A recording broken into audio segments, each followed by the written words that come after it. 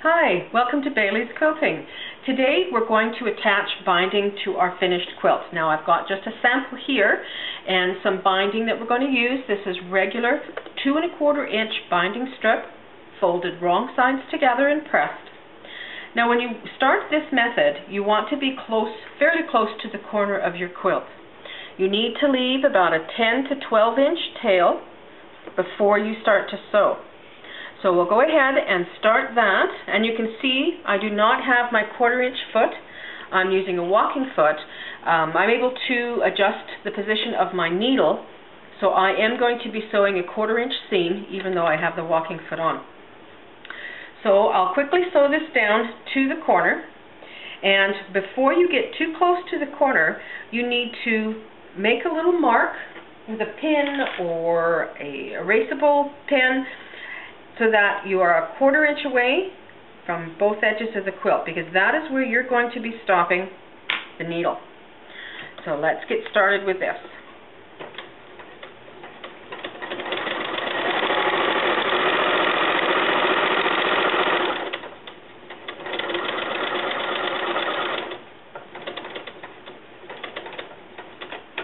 Now when I get to this point, I'm going to lock my stitches or back stitch. Either one will work.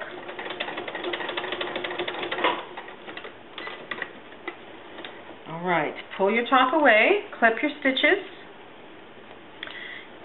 and now we're going to miter this corner. So what you do is you bring your binding strip up and to the right, and you can see that you're forming a 90-degree here. And you need that nice and crisp. You can just finger press that down. Take your binding, bring it back down so it follows this edge of the quilt. Okay? And that's going to give you a miter. Let's do that really quick once again. You've stopped at your 1/4 inch away from this edge, 1/4 inch in. Take your binding strip up and to the right so that you've followed a straight line. Give it a little bit of a finger press to make it crisp. Bring your binding strip back down to follow the edge of the quilt and line it up.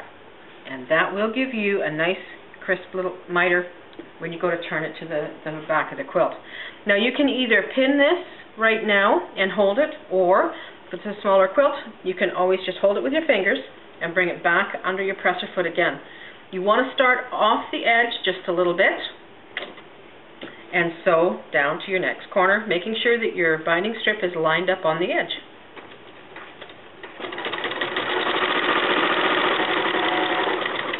Now I'll continue sewing this down, doing my other corners, and then we'll get to the other side here and I'll show you how to miter these two pieces together so it looks like a continuous binding. Okay, so I've got the rest of the binding sewn down. I've just come around the last corner now, so I wanted to pick up here.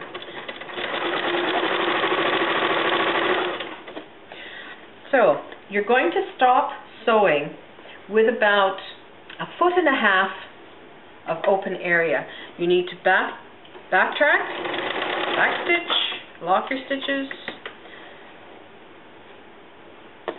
clip your threads. Okay, now this is the fun part. Now this is how we are going to join these two pieces together with a mitered seam, and it makes your binding look continuous. Much more professional. So what you have to do, lay your binding strip out flat, bring this binding strip over, and make a note or pin where the two join. You can see here's the ending. So I'm going to put a pin right here in this top binding piece. And that's like that. Now what you have to do, your next step,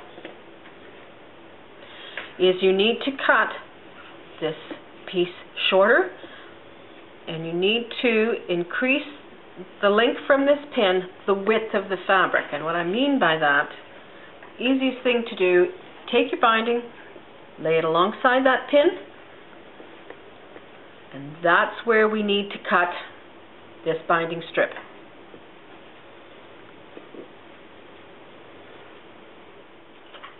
Okay, so here we have our two binding pieces. This is where they meet. This pin indicates how much longer we have to cut the top binding strip, which is the width of the binding strip. That'll kind of make more sense here in a minute. So I'm just going to quickly cut that right along that pin. Okay, so now we see the two binding pieces and this top one overlaps. Alright, now this, I need to turn this around so that you are watching as if you were sitting at my sewing machine. You need to take your left, the beginning strip of the binding, and fold it up away from you. And open it up so you've got a little bit of room to work with there. Now you take the binding strip you just finished with that you've cut a little bit longer, and again you open it up away from you. Now what you're going to do is sew these together the same way you sewed all your binding strips together. So that means that you'll take this piece and you're going to bring it down. You can get a little bit tight here because I've just got a small sample piece.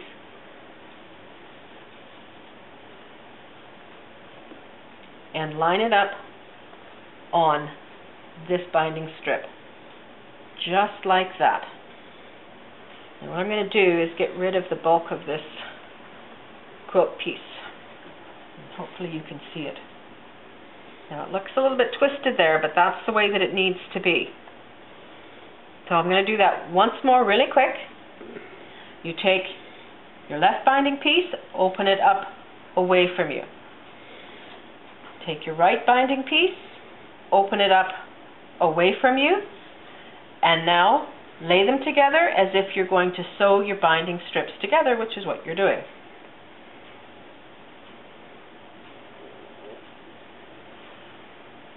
Now it's easier at this point to pin these to hold them in place. Line up your corners, and this is where you're going to be sewing, is right from corner to corner.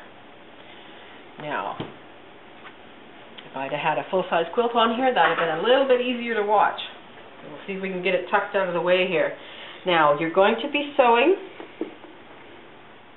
Okay, so here we have them folded right sides together, and we're going to sew from corner to corner, just as if you are sewing your binding strips together. Now, I'll just do this really quickly down here so you can see how this works.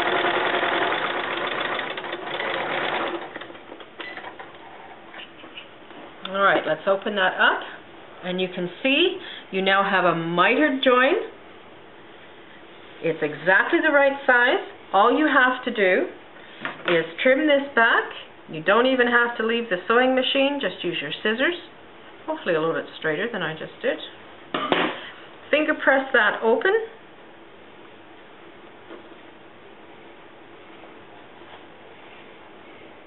There we go. Fold it down and then continue to sew that down. And then when you go to turn your binding, it's continuous, no folds, no open areas that you have to tack down. Thank you for watching.